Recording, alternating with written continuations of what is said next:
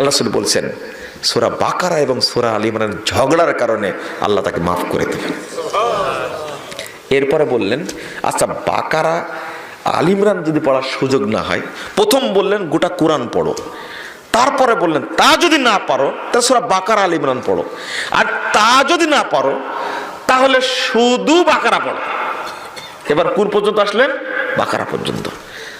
বাকারা পড়ার কথা বলে কি বলছে জানেন? ফাইন্না আখযাহা বারাকা ওয়া তারকাহা খাসারা। যে ব্যক্তি সূরা বাকারা পড়লো ওই ব্যক্তি আল্লাহর বরকতের ভান্ডারটাকে আয়ত্ত করলো। মানে যত বরকত সব সূরা বাকারার মধ্যে এসেছে, যত বরকত সব সূরা বাকারার মধ্যে এসেছে। এবার আল্লাহ রাসূল বলছেন আপনাকে কিভাবে বুঝাই কোরআনের ফজিলত।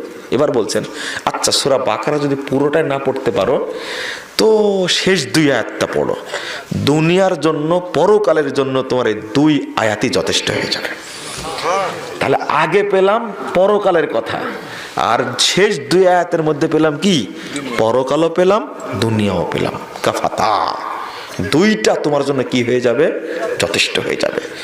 যা চাইবেন সূরা বাকারার শেষ 2 আয়াত পড়ে আল্লাহর কাছে যা চাইবেন আল্লাহ তাই দান করবেন। এরপর আল্লাহ রাসূল বলছেন এই 2টা সূরা স্পেশাল ভাবে নাজিল হয়েছে।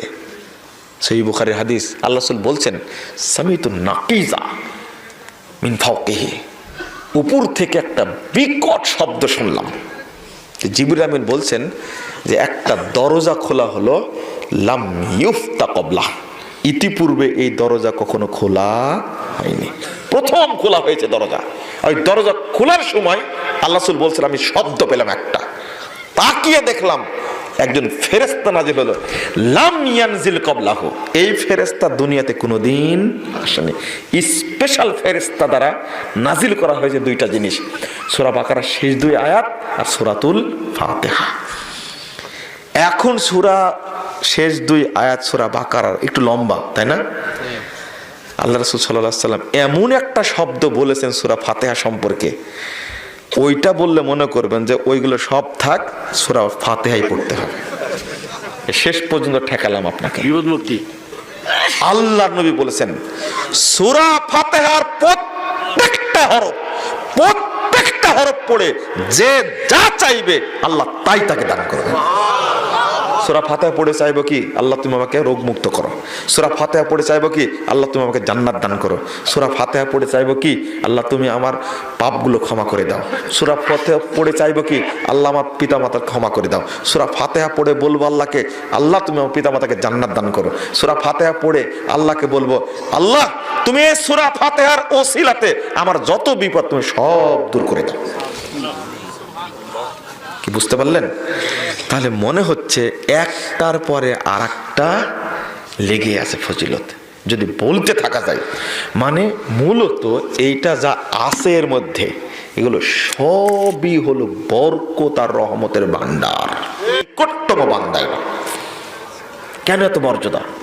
এই যে কালামটা কতবার পড়েছে, আপনি 60 বছরে একটা শব্দ 60 বার পড়েছেন, ওই বাচ্চাটা শুরুর থেকে পড়ছে, আজ বয়স হয়ে গেছে, কোরআনটা হেফজ রাখার জন্য পড়তেই থাকে, সারা জীবন পড়তে থাকে কোরআনটা হেফজ করার জন্য।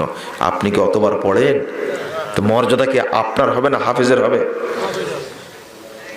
আপনারা মনে করবেন যে কোরআনের মর্যাদা এমনটা, তো কি করা যায়?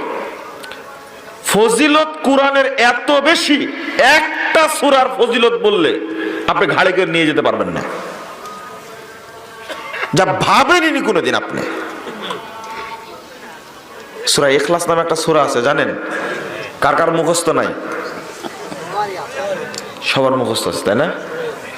আমি বলি প্রতিদিন কোরআন তেলাওয়াত করবেন,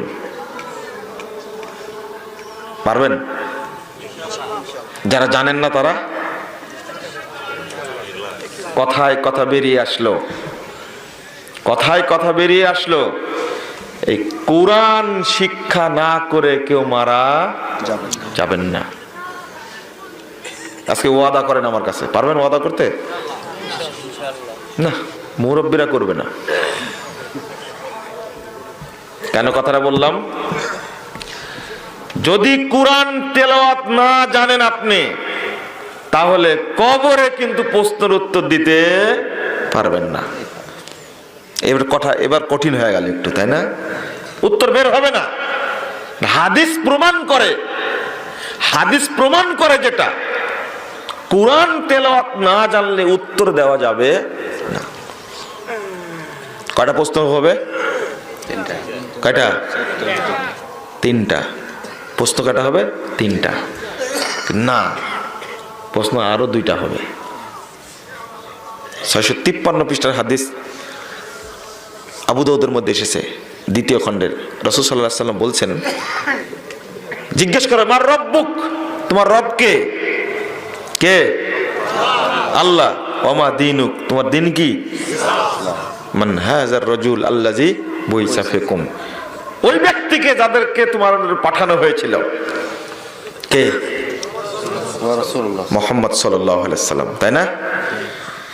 এই তিনটা প্রশ্নের উত্তর যদি দিতে পারেন, তাহলে ফেরেশতা আরেকটা প্রশ্ন করবে,